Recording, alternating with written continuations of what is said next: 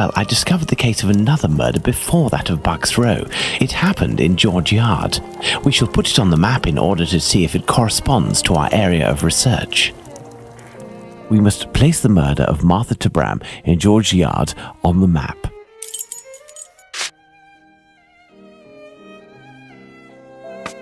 That is where Martha Tabram's murder took place. There's no point going there. I already have all the information we need on that matter.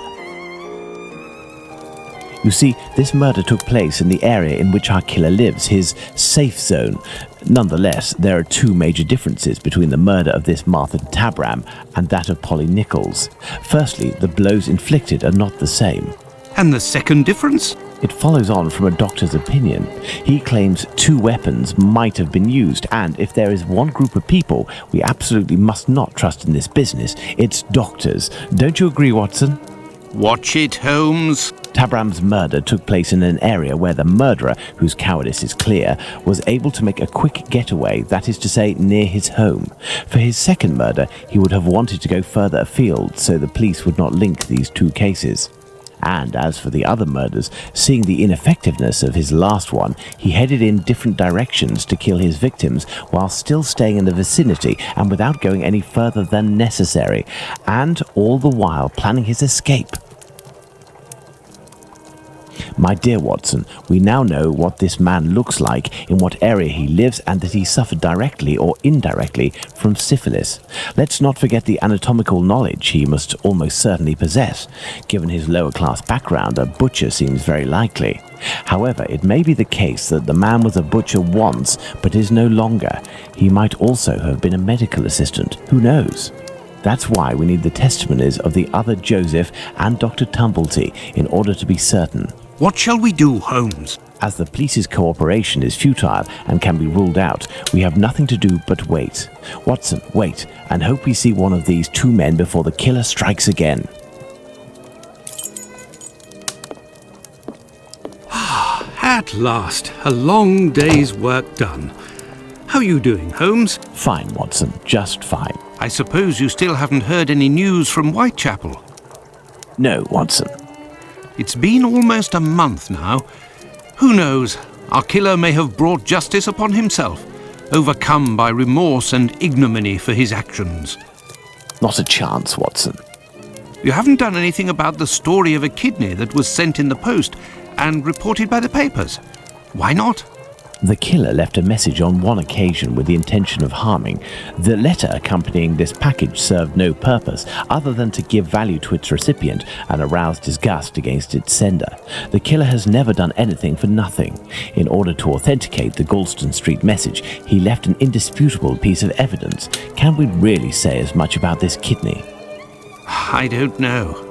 All I know is that there are letters piling up on your desk. Isn't it time to move on to another case? Absolutely not, Watson. I think that the other Joseph is reluctant to meet me. The man he saw must certainly have put the fear of God in him, a man well known for his violence and his hatred towards Jews. There can't be any shortage of those in Whitechapel. I have hope yet. As for Dr. Tumblety... We found him, Mr. Holmes. We found him. Who's that? Dr. Bumblebee. He's been locked up by the bobbies, but they've let him loose. Oi! He was looking round like a rat who's scared of his own shadow. He's gonna do a runner, he is. Watson, this is our chance. The game is afoot. Let's hope that Tumblety will go to collect his trunk. As for you, my little friends, thank you for lifting this burden that has been on my shoulders for almost a month.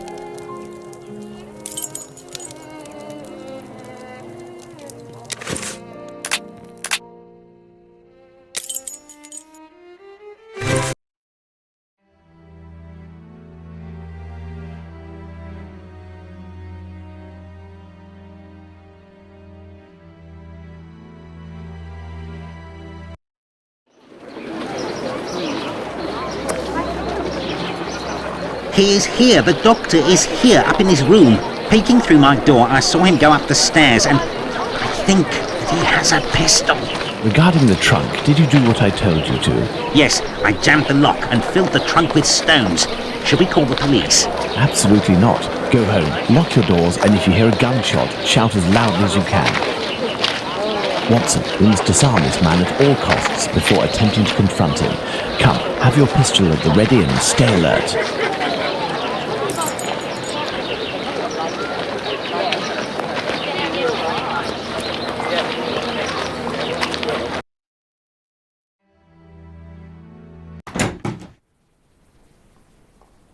Don't move a muscle or I shoot. Who? But what is going on? Bravo, Watson. I take back everything I ever said about your less than full involvement in our investigations. Listen, Mr. Policeman. I already told everything to your colleagues at the station, so... Don't you believe it, sir. We're not with the police. We are here to talk about human organs, an area in which you seem to have a great deal of interest. What? But who are you?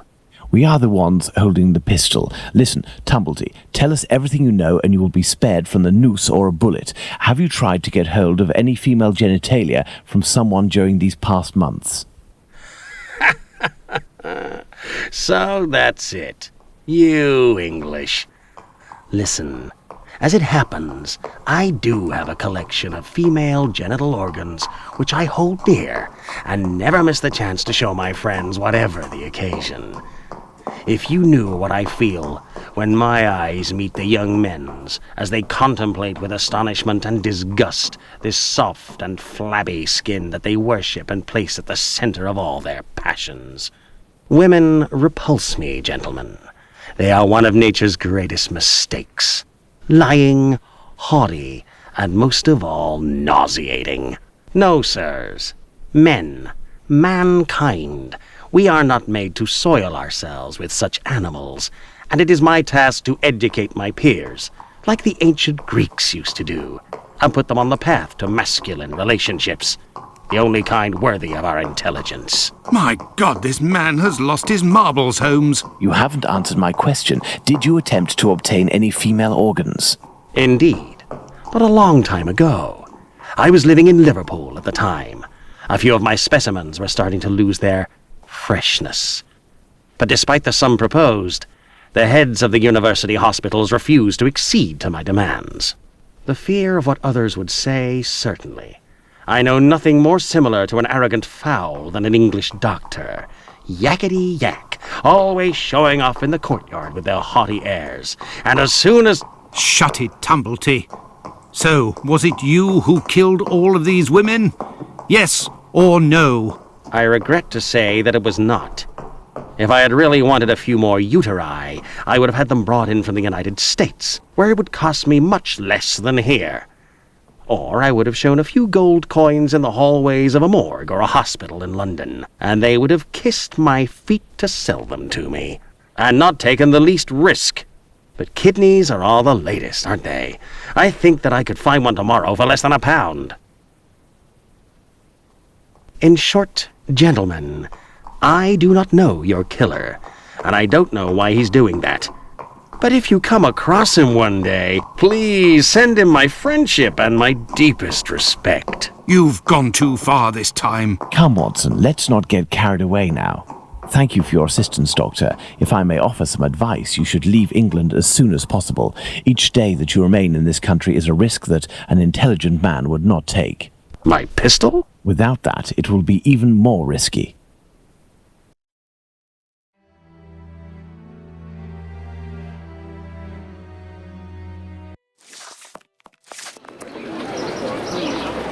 Can we believe this man, Holmes? He can't be the murderer, and his story regarding the organs fits. But we can't afford to take the slightest risk. I will ask the Baker Street irregulars to follow him.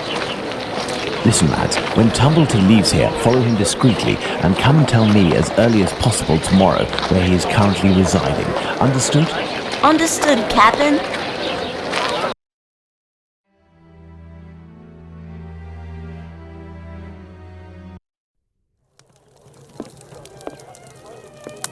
You are already ready, Holmes. What is going on? I have been waiting for you for at least an hour, Watson. It would appear that a new drama has unfolded. The youngsters came to give me this address, but I have some doubt as to the actual location we are going to. Let's try anyway. At worst, we may come across the Baker Street irregulars to put us in the right direction.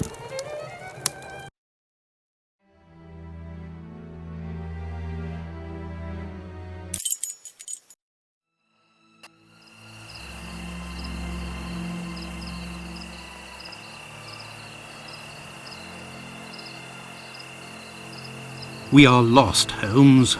No, we're not, Watson. We are heading for the very street I'd hoped for, but as I wasn't sure it was this one, I've made a few big detours in order to find the right one. I'll know it when I see the name. Why, of course, Holmes. Why didn't I think of that? The great Sherlock Holmes can't...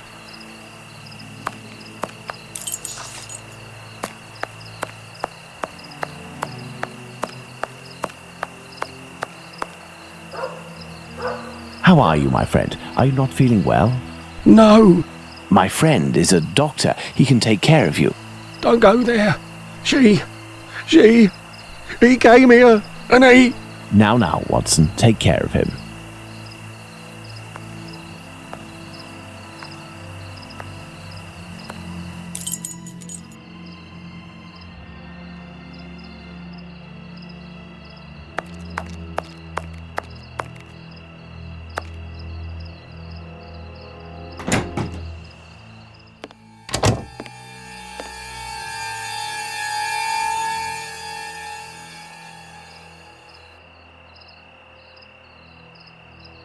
My God! What happened? Can't talk. Wait for the coppers. Are they coming? My eyes are crying. No. Go find them too, mister. I'll stay here and keep an eye out. Go! No, I must await my friend. Ah, here he is. Watson, are you there? How are you? Fine, Holmes, and you? What happened? Hello, sir. Where are we, Watson? In Whitechapel, Holmes. This must be Dorset Street. You don't seem very well. Do you need something? Indeed, Watson, some clay, a great big piece of clay. I would ask for some wine too, but as you know, I taste nothing but melodrama. What is over there? A trip from which you will never return, Watson. Trust me, don't go there. A trip? Behind this door? In this room? It's not strictly a door, it's more of a portal, a threshold, and what lies behind it is not the mortal realm, Watson. It is a place beyond time and space, the gift of a frantic artist who made use of his talent in order to grant us access to his world, Watson. Beyond that threshold is an abyss. Hell. The police won't take long to arrive, and the last thing I want is to waste precious time on them. Could you lead me out of this area and take me home?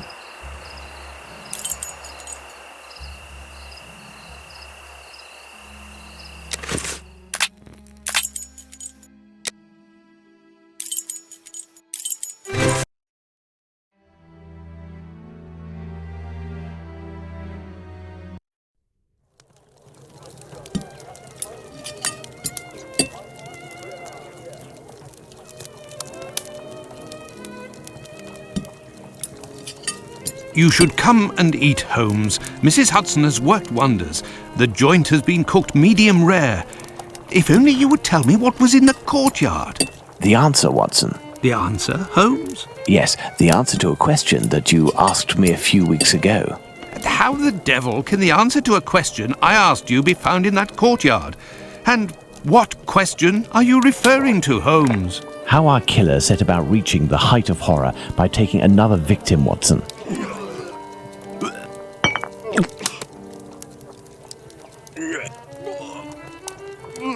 Did I not tell you that I wanted to avoid melodrama? Do you mean to say that... Yes, that's what was in that room. You helped towards the colour. All that's missing is the odour, but I shall let that pass. The mutilations almost all resulted in large removals of flesh.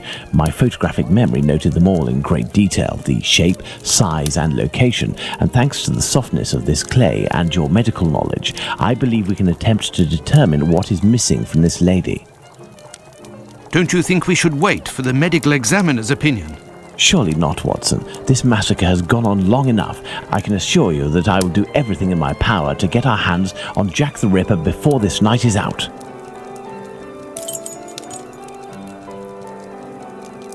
Watson, we shall reconstruct the body of this poor woman and inspect it in detail as well. Your help as a medical man will be invaluable. Holmes, I feel a bit unwell. Well, I understand. I will manage on my own. Her throat was slit just like the others. The wound is particularly deep.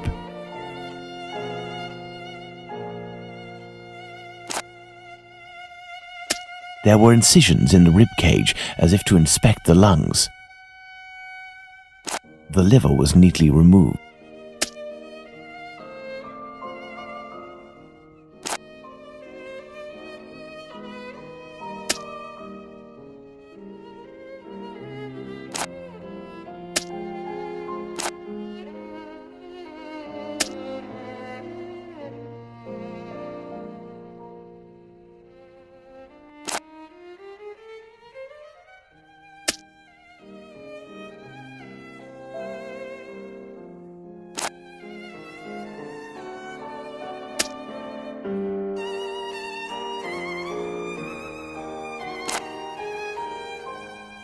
An organ is missing, apparently. I must specify which organ this is on my list.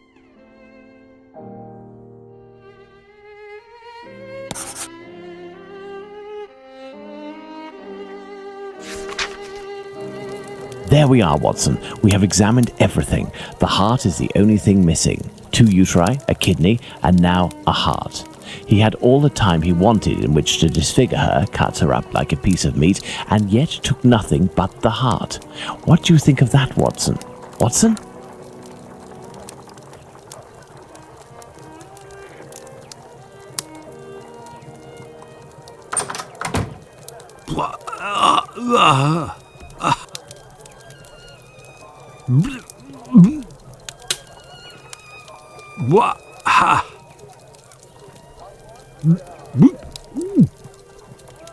I dread to think how you'd react if you saw a corpse. I'm returning to Whitechapel, Watson, to Isaac's. If the heart tells you to come with me, if the heart tells you, a little wordplay there. Let's go to the cobbler's.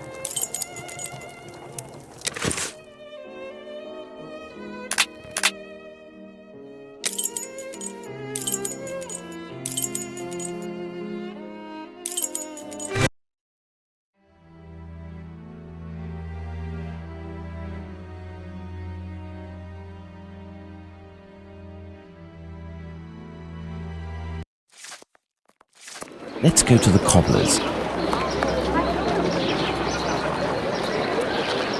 Beep, beep. Evening, Mr. Holmes. Good evening, Hardyman. Has Abraham Solomonovich still not reopened his shop? No, not that I know of. Have you heard anything about the latest murder? Certainly there is talk of nothing else. Poor girl. I hope they catch the bastard who did it. Who do you think that could be? A madman, that's for sure. Everyone in the area was pinning it on a Jew. But I don't believe that for a second. Why? Because Jews don't like blood, you see. They're not allowed to eat it, and they have to drain the meat before cooking it. It's true that they eat animals, but they are fanatical about all kinds of silly things. I don't know much about their rituals and all, but I know that a Jewish butcher can't just do whatever he pleases with his knife. He has strict kosher rules to follow. You seem to be very well informed. Well, I buy my meat from them too. My clients don't care whether the meat comes from Jews or not. Cats eat it regardless. And let me tell you, I'd go as far as to say that I may even have more faith in a Jew, because even if they don't eat all the offals, a Jew inspects them to see if the animal is in good health. Lungs, for the most part, and as they make up most of my cat's meat, you can see the connection, right? Jews are allowed to eat offals? Oh, yes. They eat calves' kidneys, I think. How big is that? A calf's kidney? Ah, well, that depends if it's fresh or if it's been marinated in brine or cooked. When fresh, are they as big as a human kidney? They would be, yes. You know, Mr. Hardyman, it's lucky for both of us that the murder that took place in your mother's courtyard was only the Whitechapel killer's third. Had it been the first, I wouldn't be thanking you, as I'm doing now, for all of this important information. Goodbye and take care. If you say so. Right, farewell, Mr. Holmes. Let's go to the cobbler's.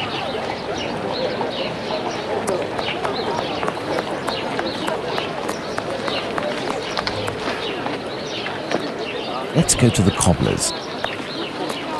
Let's go to the cobbler's.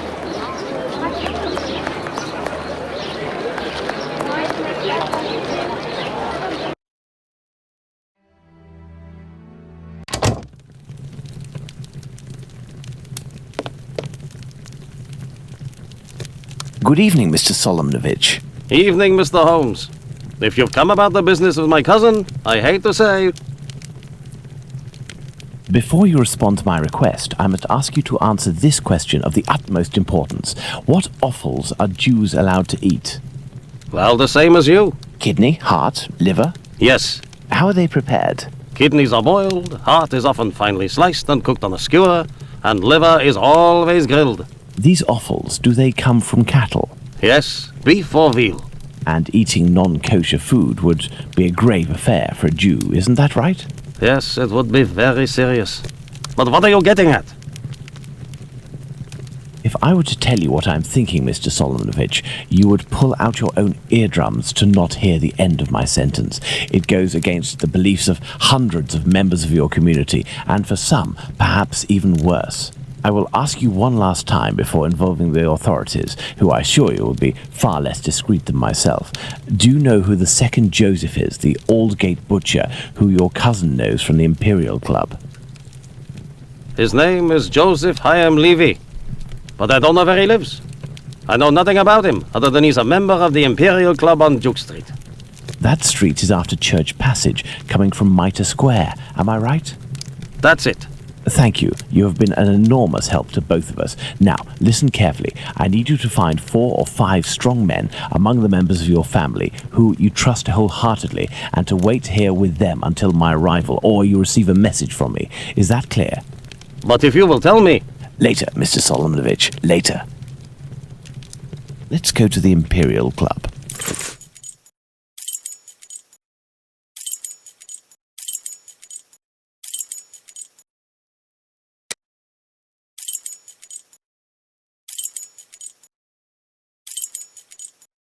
I have no reason to go that way. Nothing of interest here.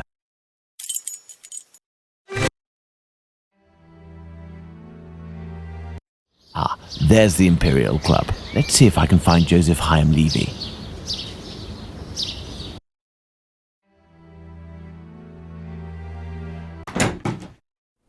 Hello, sir. Hello. Can I help you, sir? Indeed, I have an urgent message from Mr. Joseph Levy, the Aldgate butcher. I regret, sir, but Mr. Levy is not at the club at present. You can wait for him if you wish. I thank you. Do you know where I can find him? His home address, perhaps? It is a very urgent matter. I am sorry, sir, but we do not give out information regarding the club members to people outside the group. I understand. I must find a way to enter the Imperial Club without having to go through the entrance hall. This may come in handy. A note encouraging members of the Jewish community to remain prudent and vigilant after rumors about the Whitechapel murders.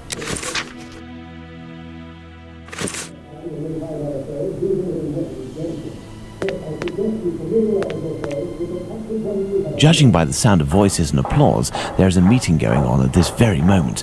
I'll have to be very cautious. Pardon me, sir, but the club is only open to members.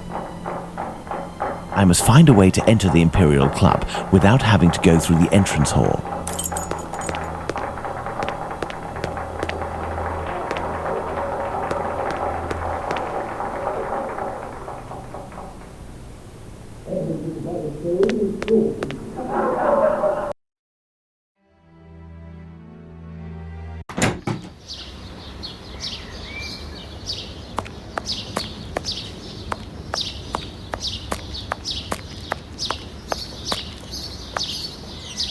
There is a cellar window behind this barrel, which is preventing me from passing.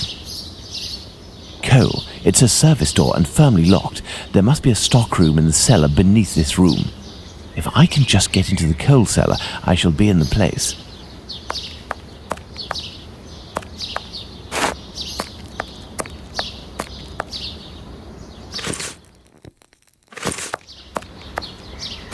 There we are. My pivot is in place. Now, let's find something to tip over this barrel.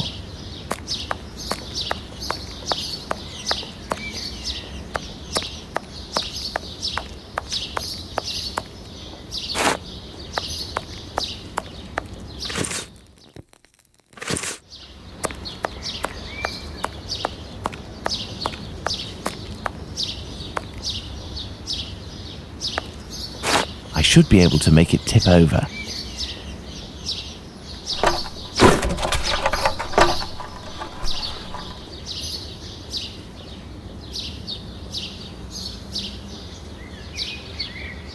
Closed.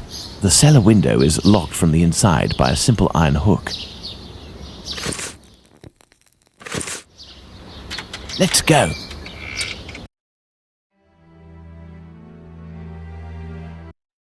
Good. Let's try to find the exit that leads to the club.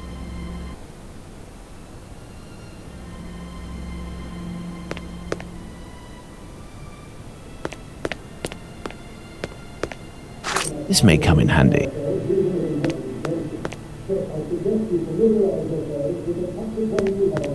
Closed. Empty tin cans. Empty tin cans.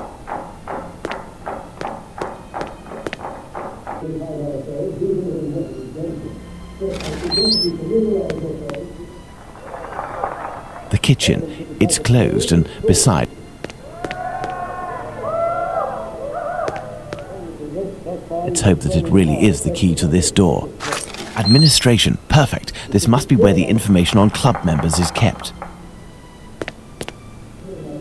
A page from an old Yiddish-English dictionary. Court's proceedings. Curious.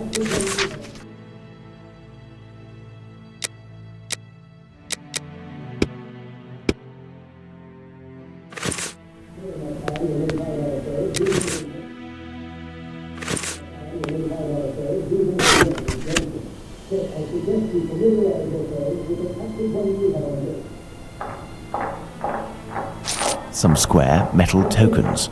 Curious. There is a document.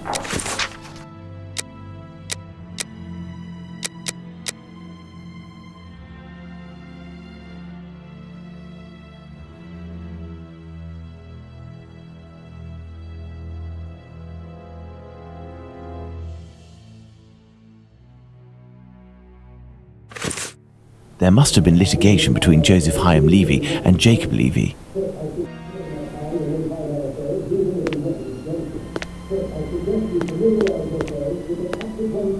This must be the club's safe. What I am looking for is probably inside. I need something.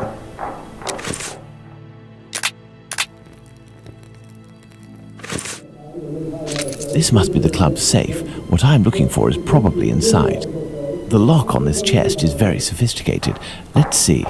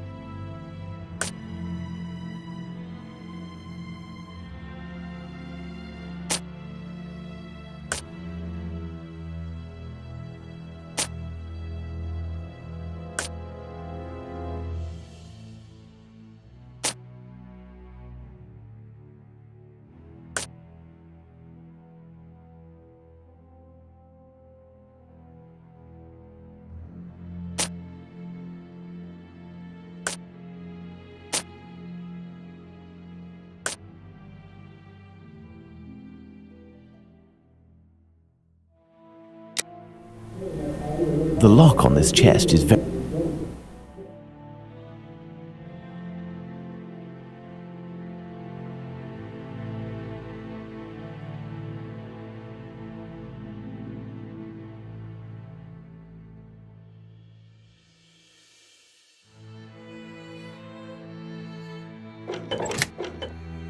elementary.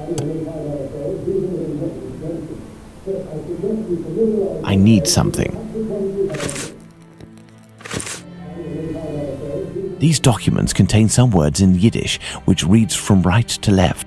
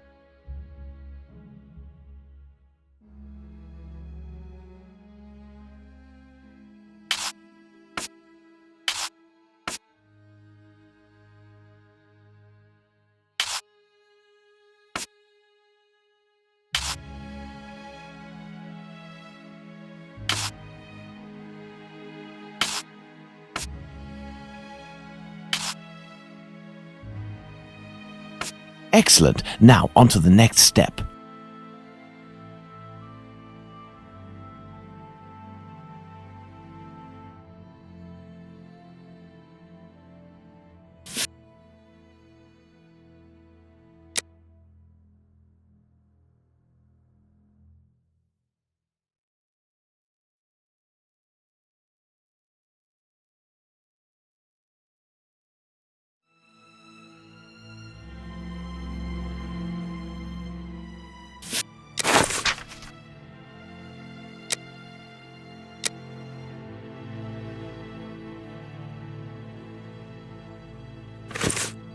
Here we are. I have the address of this Joseph Chaim Levy, 36 Middlesex Street. Now, let's try to get out of here without being seen. This may come in handy.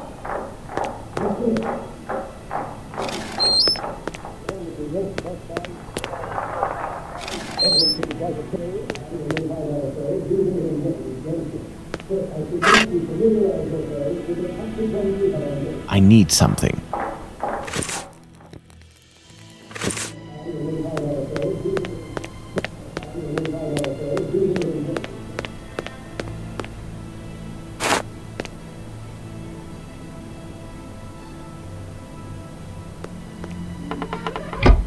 Blast! My exit has been sealed off. The barrel was replaced. I'll have to find another way.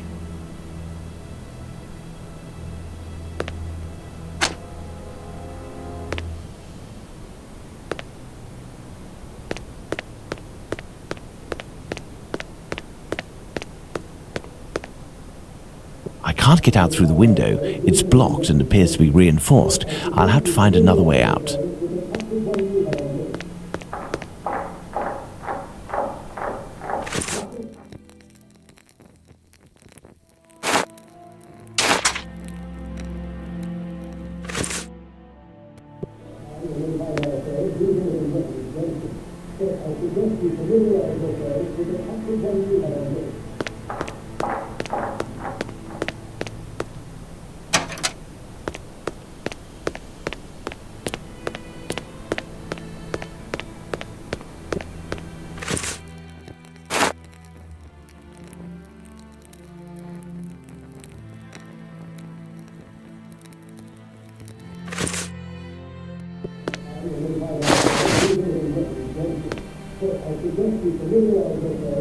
I need something.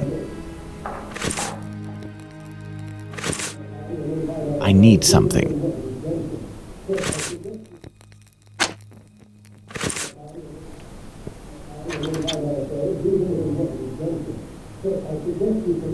I need something.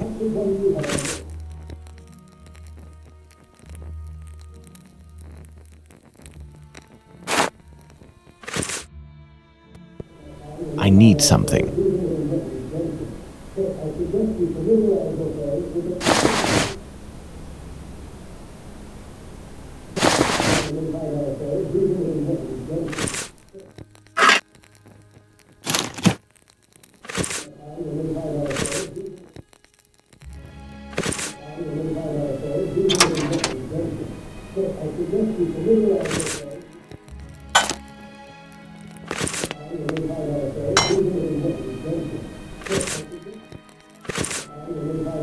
Now let's quickly hide in administration.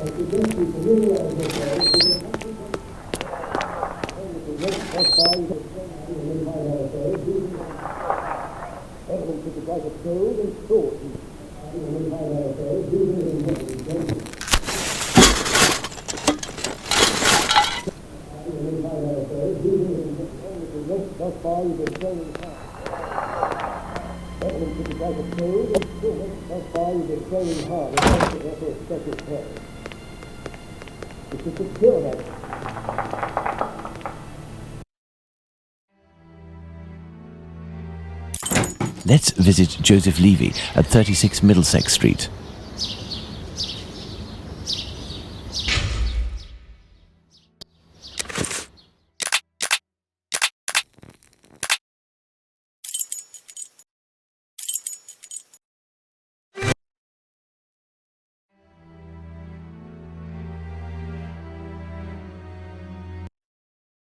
Here I am in Middlesex Street. Let's find number 36.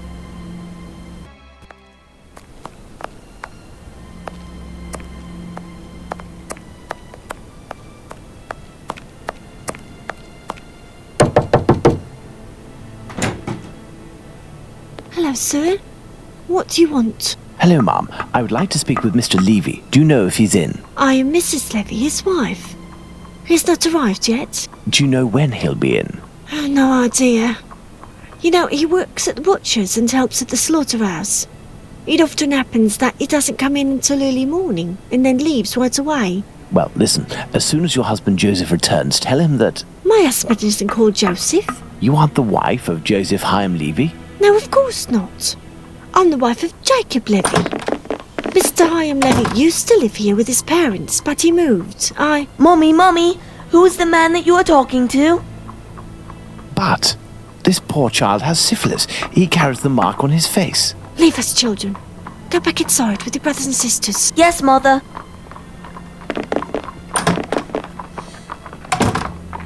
As I was saying, Mr. Hyam Levy doesn't live here.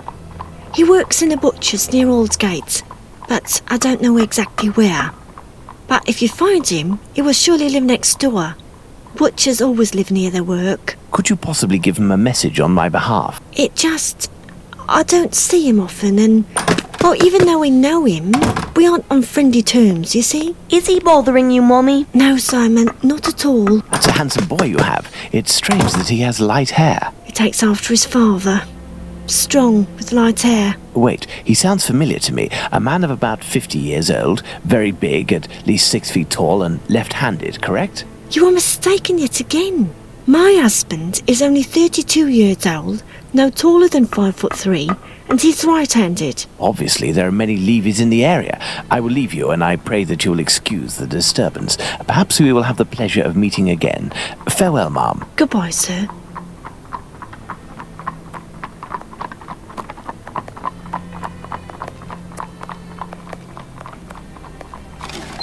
Daddy! I must return to Baker Street. Let's go to Baker Street.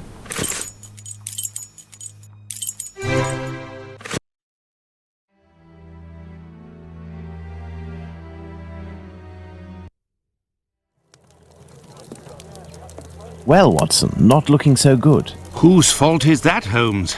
If you hadn't shown me your masterpiece in clay... Some actions have much larger repercussions than would be assumed at first glance. Listen, Watson, in a few minutes I will leave Baker Street in order to meet Jack the Ripper and put an end to his crimes. Beforehand, I want to go over all our discoveries to assure myself that everything is clear. Jack the Ripper? You know the identity of Jack the Ripper? Without a shadow of a doubt, Watson, and I assure you that we are in possession of all the elements required to determine who Jack the Ripper is. Would you like to do this work with me?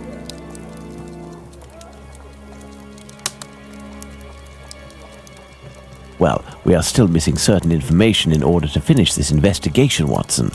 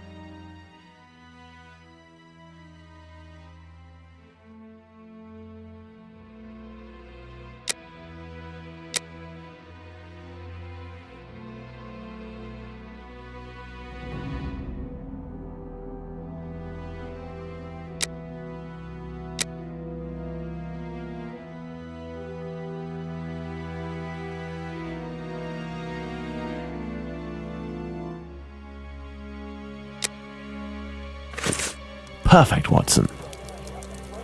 Let's determine who Jack the Ripper is, Watson.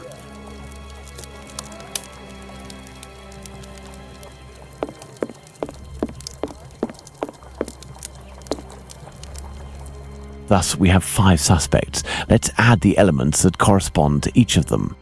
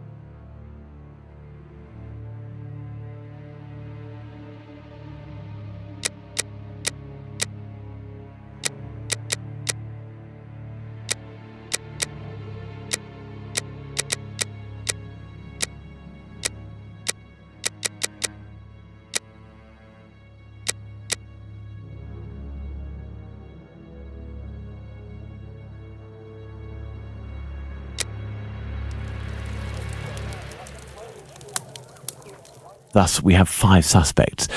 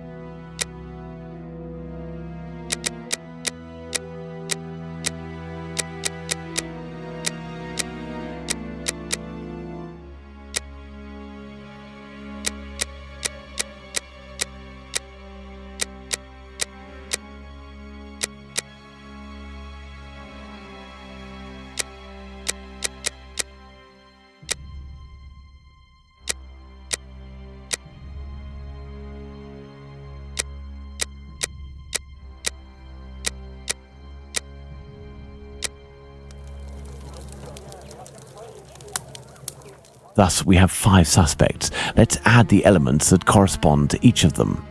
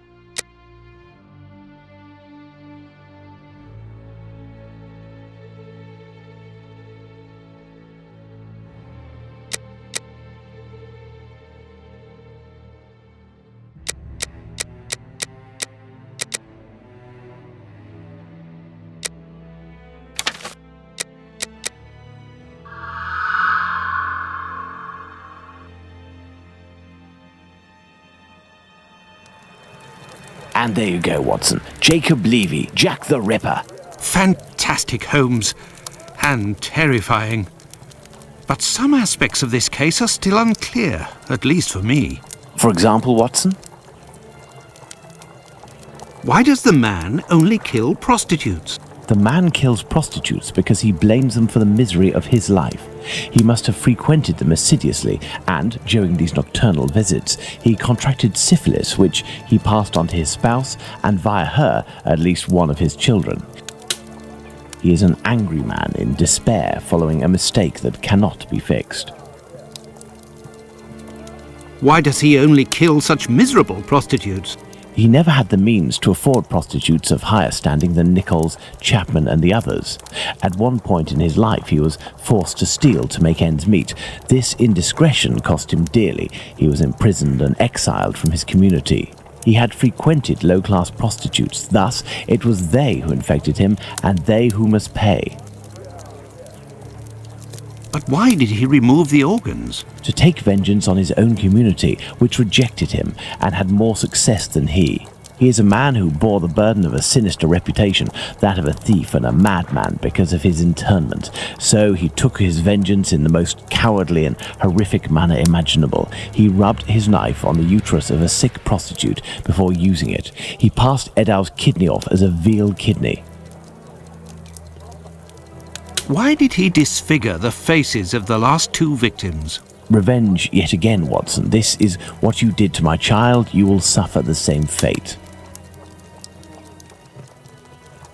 And the piece of apron and the message at Goulston Street?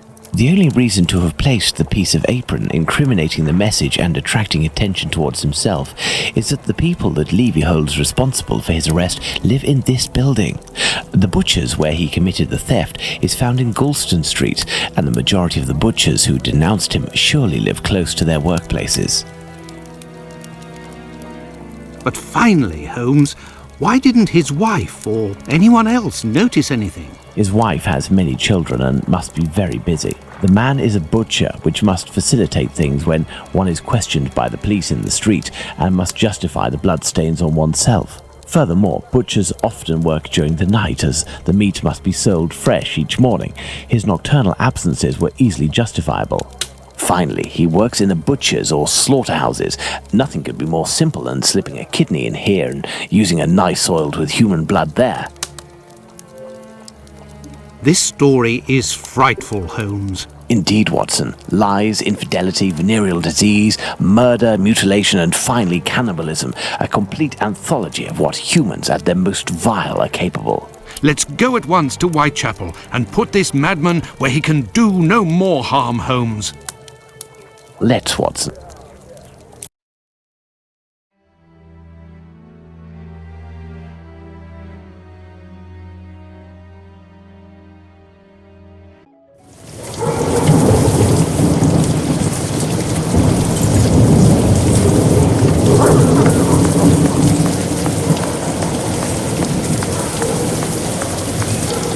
I do believe we are not alone.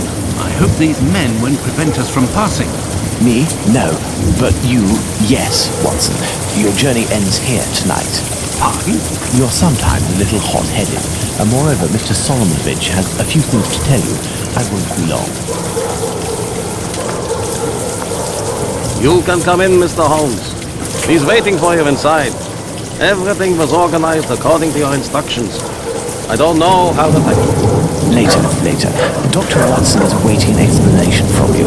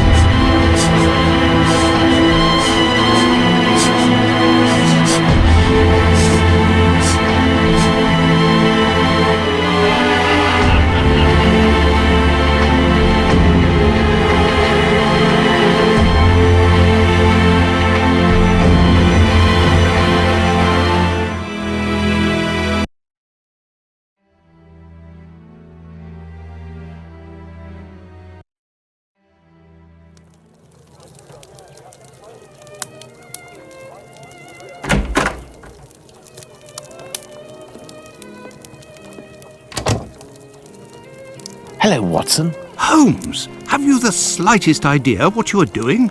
I think so, Watson. Leaving this bloodthirsty pervert at liberty and hiding his existence from the London police? What folly! Certainly, the police will never find their man, but with so many men deployed, this affair will indirectly have a benevolent effect on the crime in the vicinity. But Holmes, wait! Justice hasn't been served, and we are accomplices to the fact. Justice? But I don't serve justice, Watson. I serve truth. And incidentally, I serve my country, and I don't think that I have ever served it better than today. Imagine if after months of terror and a murder as abominable as that of Miller's Court, we deliver to the English people a man of the Jewish faith, a journeyman and head of family as the guilty party. A man who forced members of his own people to eat human flesh. All of this contained tension would have exploded in a myriad of anti-Semitic acts which would have thrown Whitechapel into a rage of fire and blood. And this man's family, who are completely innocent and have suffered more than their lot, would have been the first in the line of sight. Should we condemn an entire people to shame and promise them 1,000 wounds because one of their members committed an unmentionable crime? Neither I nor you have the right to do so. Jacob Levy, Jack the Ripper, is now in the hands of his own people. I have complete faith in Mr. Solomovich and the members of his community who, I remind you, courageously helped us. They took great risks and acted with the most salutary discretion. And, oh yes, it is understood that you cannot chronicle this investigation. It would be best to invent a story that takes us far from London during the somber period, in pursuit of, let's see, something challenging. A ghostly dog that glows in the night. Don't be ridiculous, Holmes. But what will happen now? The police will endure a serious setback and a real loss of credibility. And this man? Well, a few months after the murders have ceased, the police commission, finding themselves at an impasse, will come up with a story to tell, and everyone will vow that they know the secret identity of the killer without having the right to reveal it. As for Jacob Levy, Jack the Ripper, he will be imprisoned by his own people. He will pace like a lion in its cage until the end of his days, haunted by his crimes and his insatiable vengeance, until finally the disease which drove him to kill those poor women will finish its work and make him its final victim.